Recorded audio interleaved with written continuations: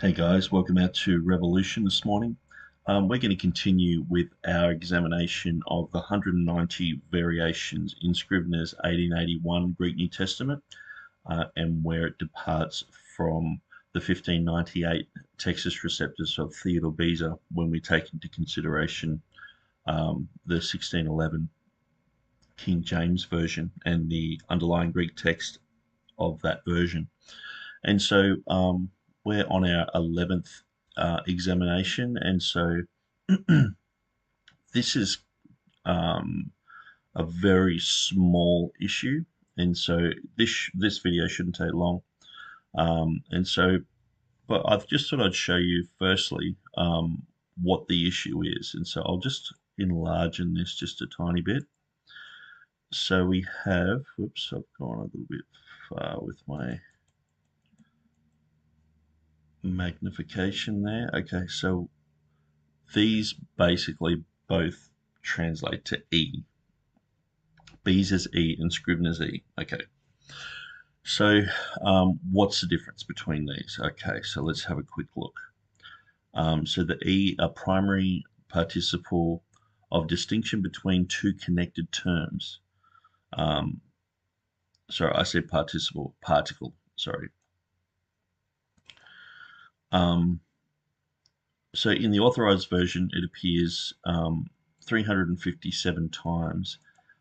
It's or in 260 of those times, than 38 of those times, either 8, else 5, nor 5, and not translated, which is very important, 21 times.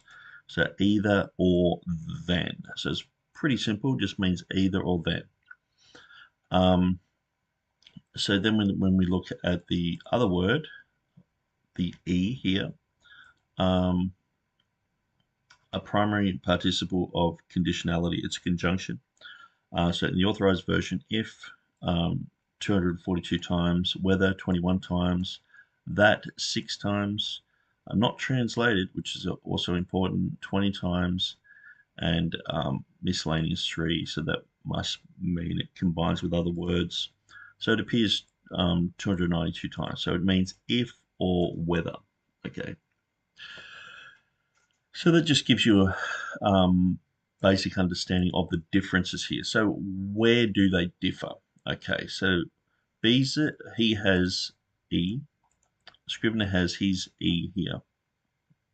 So the 1881 Scrivener has E.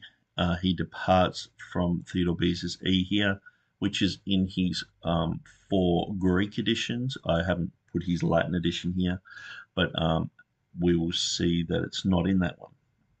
Stephanus, he had the same as Scrivener, and so E. So these are the sort of things where someone like Mark Ward would say, oh, the Textus Receptuses, they differ, as if that means anything.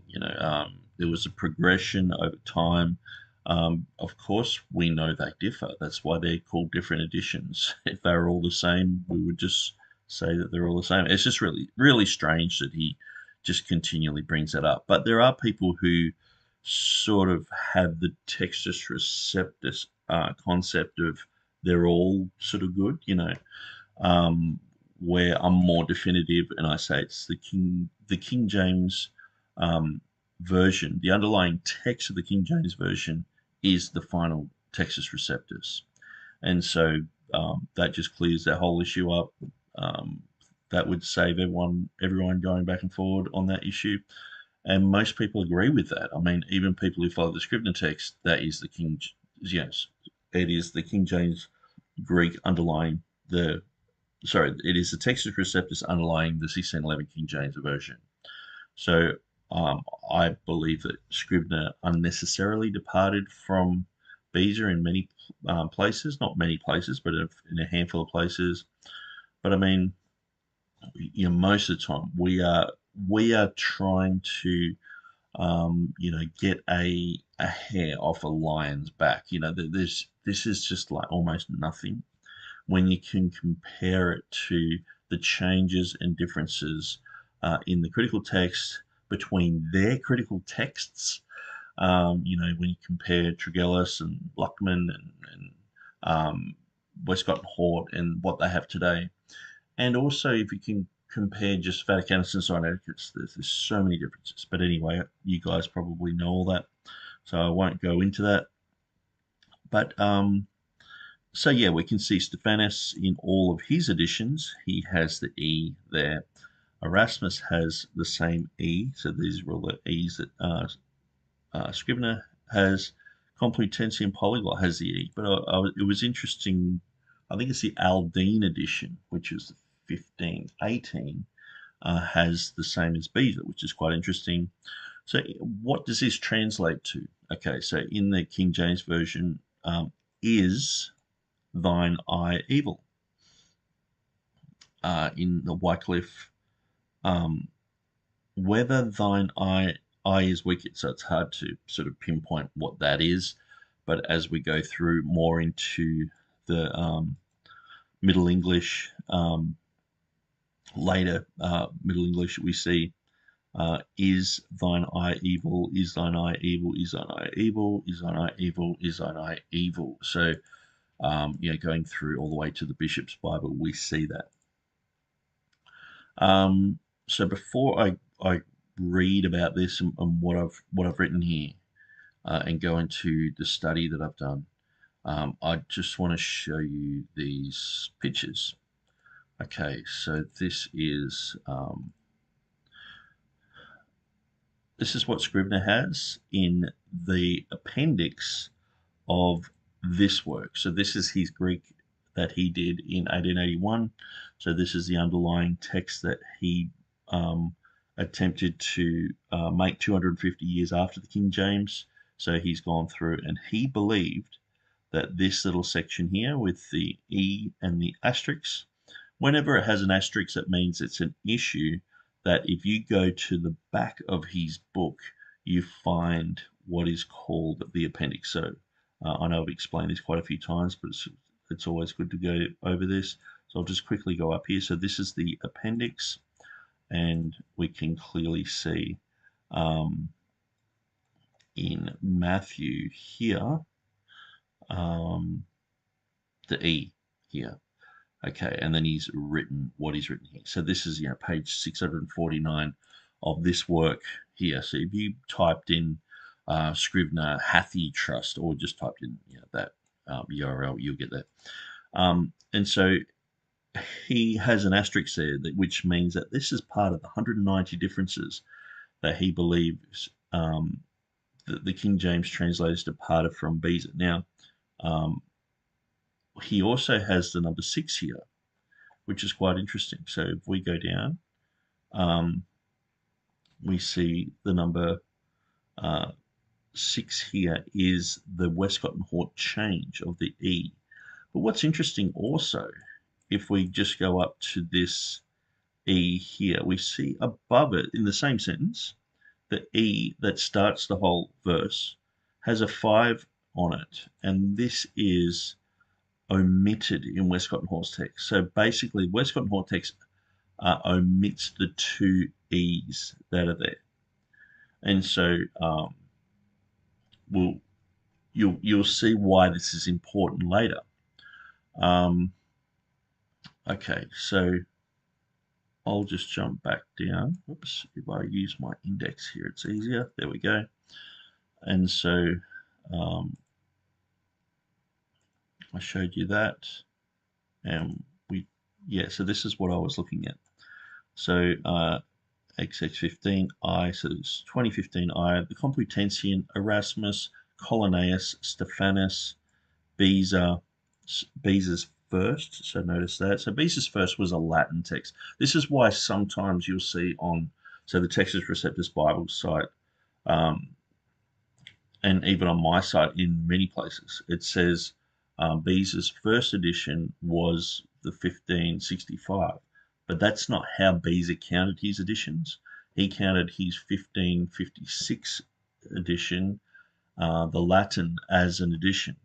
And so, even though it's not a Greek edition, so that's why, you know, many people say, oh, it's Beza's 4th edition, the 1598, but other people say, oh, it's his 5th edition because it's including the Latin, and so there can be some confusion there. But when you get down to it, Beza had 5 editions. Okay, so and the Vulgate, okay, also has that reading. So here's where it says Aldus. Aldus has the reading here of Theodore Beza. So Beza in his 2nd, 3rd, 4th, and 5th edition. So that would be his 1565, 1582, 1588, 89, and then 1598. So there's only 5 editions of Theodore Beza. Who was it? Stephen Boyce, in a debate that we had, he tried to make out there was a 6th edition and that was printed after he died, and just trying to win a debate point. It was like, come on, there's 5 editions there. There's been a little bit of contest of whether there's only 4 editions, because the 1st edition is actually a Latin with annotations. But anyway, so I'm sidetracking there. So we'll get rid of that one, and we'll pop up the next one. So we've actually already looked at this. So this is just where it has that change, and so we can see the Westcott and Hort text changed. That one omits it, and here it changes it, and so that's the number 6. But when we see a star here, that relates to the TR, the change that Scrivener made, according to what when he's reading the 1611, he believes that this is the underlying word. And so it's going to be quite interesting when we go through this. You'll just be befuddled and asking yourself why Scrivener did this, because it's like I think even a child could see that this doesn't need to be changed. And I'm not just saying that just off the cuff or being nasty or uncharitable or whatever. You'll see in the end, you'll go, yeah, that's really stupid. Why did Scrivener do that? So anyway, so we can see in the text of Theodore Beza, he has the E here at the beginning, the capital, and then he has the E here also. And so I'll get a clearer picture of that here. Okay, verse 15, here we are. Make it a little bit bigger. Oh, it doesn't go any bigger. Okay, so there's the E there, and there's the E there, E-ho, ophthalmos. And so the exact same letter begins the verse and is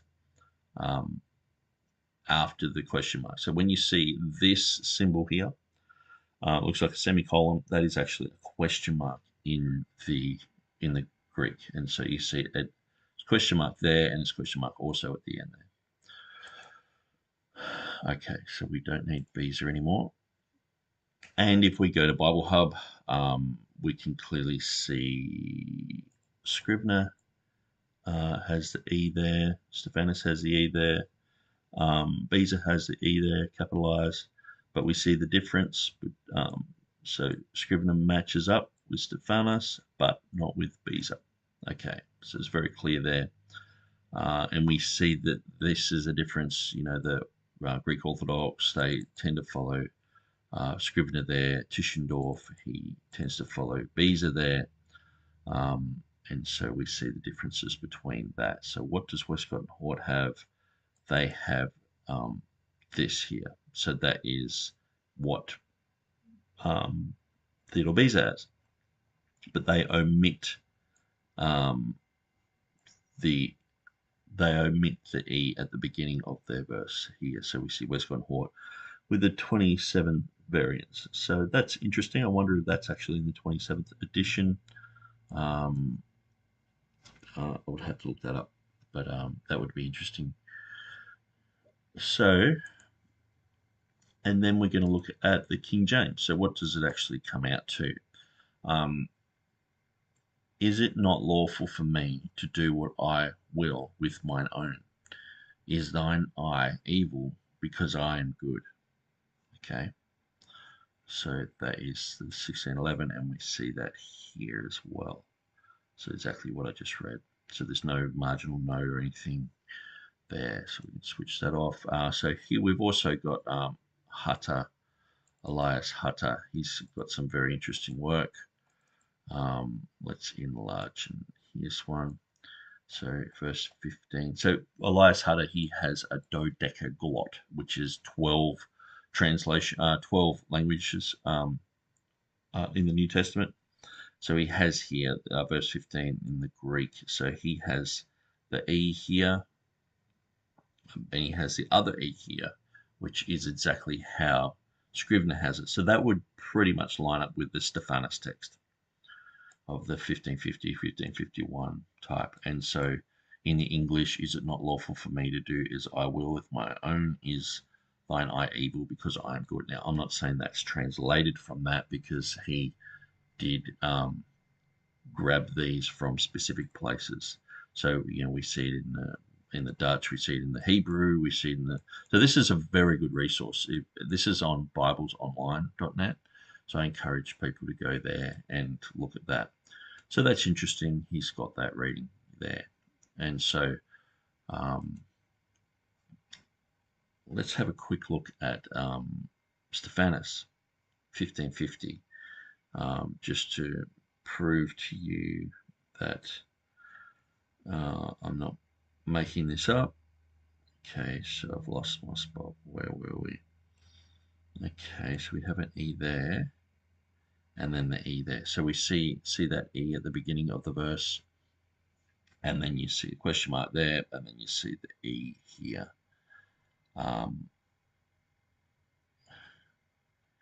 Eho or Thelmenos.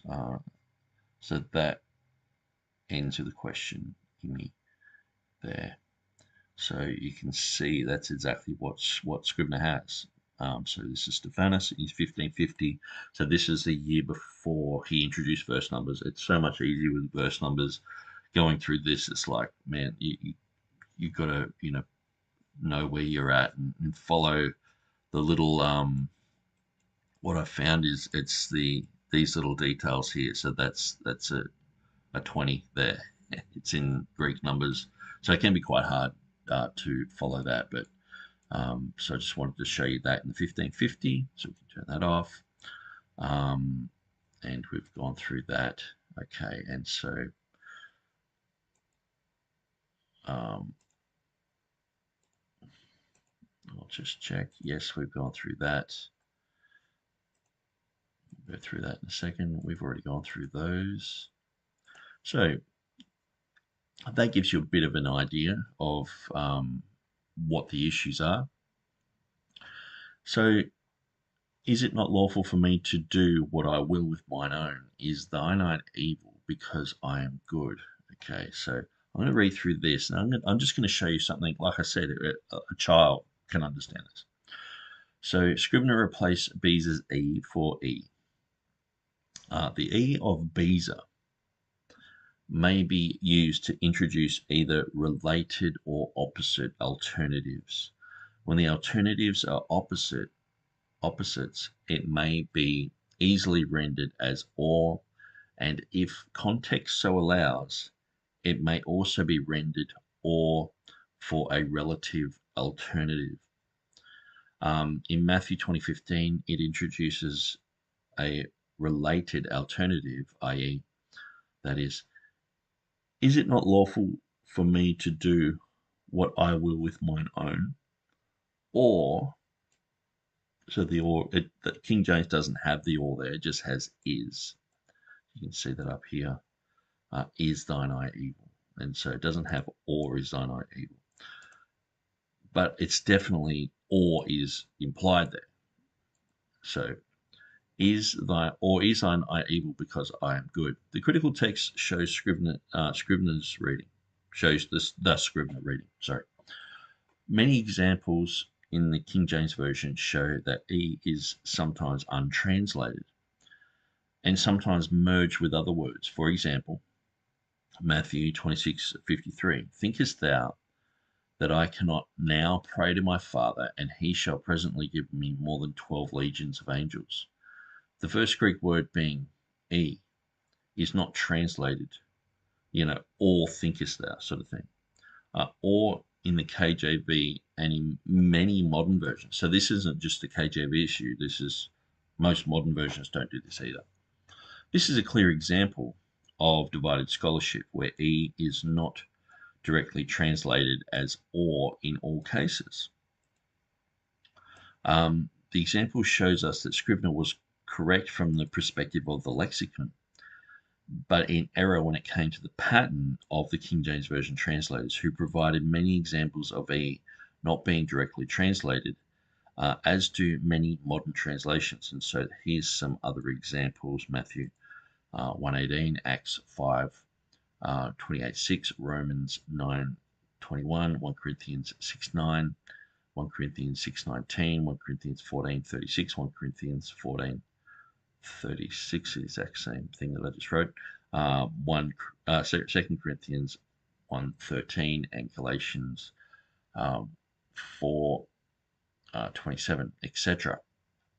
The New King James Version, influenced by Hodges and Farsted's work, rejects the text of Scrivener here and correctly follows Beza without any footnote indicating a diversion from it. So that's interesting.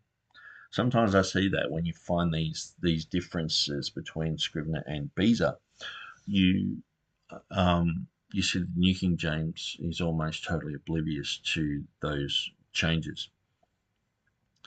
The E of Scrivener is an interrogative participle which introduces direct or indirect questions which constitute a simple yes or no answer. At times it is translated as if or whether when concerning an indirect question. When it is used for direct questions, it is an untranslated Greek nuance. So that explains it, okay? But as I said, a child could understand this. All you have to do is just look at the actual verse itself, okay? So we'll jump to my website here. Matthew chapter 20, verse 15. So we have the reading of Theodore Beza here.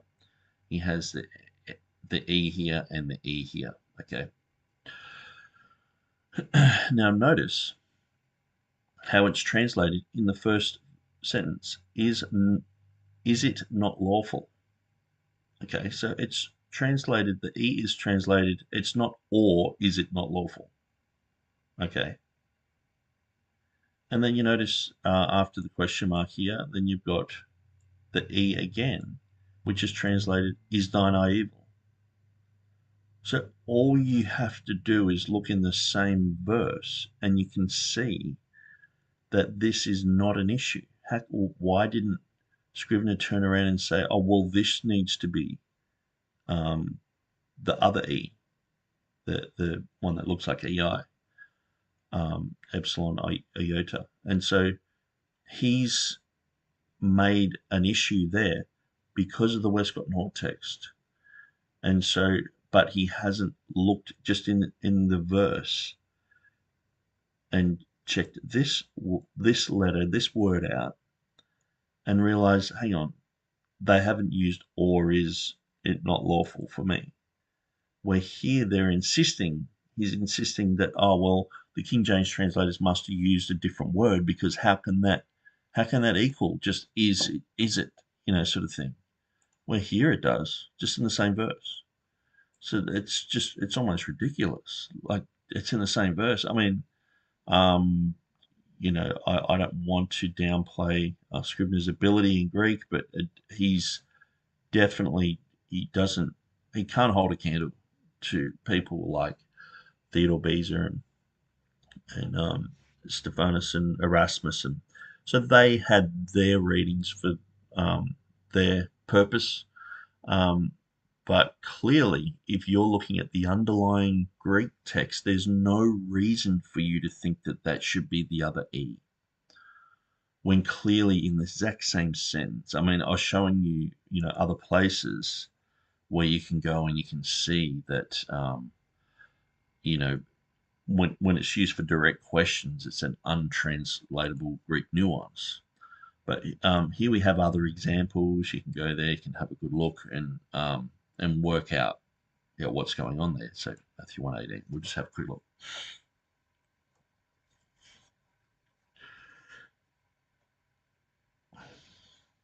Okay, so it doesn't look like there's a question here. Let's just look at the E. Here we go. Here's the E here.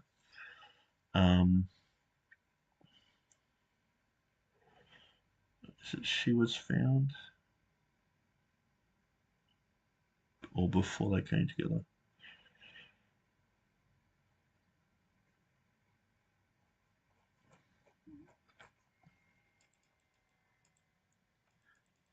Anyway, I'm not. It might be a bit too much of a rabbit trail to go through that, but yeah, clearly you can see. Just I wouldn't have had to go through all that if I just basically went to here and said, well, I don't know why Scrivener wanted to change it there when he didn't want to change it there, and so you can see back in Scrivener's text this issue here. He doesn't just have a star there; he has a number, which means this is part of a deletion or an addition, a subtraction, or a change in the Westcott and Hort text. And so they omit the first one, and then they basically change the second one. But he's only focused on the second one. He's not looking at this one. And he's saying, oh, the King James translators, that they shouldn't have used this E, they should have used this one. And so that's probably what they used, because it's, translated this way, is it? But clearly that appears in the same sentence at the beginning. So I'm pretty sure if you showed a child and said, do these look the same? Is it not lawful? Is thine eye evil? Is it, is thine, that type of concept is used twice. The or is implied there, sort of thing. So there's no need to change that. This is just another example of an untranslatable issue. An issue which Scrivener changed his Textus Receptus where he didn't really need to. So hopefully that clears it up for you. This video is not going to go long because these videos are quite short, just to get straight to the point with these tiny issues, with these little, we're straining at gnats here. We're straining at tiny little words, but we're going to go through.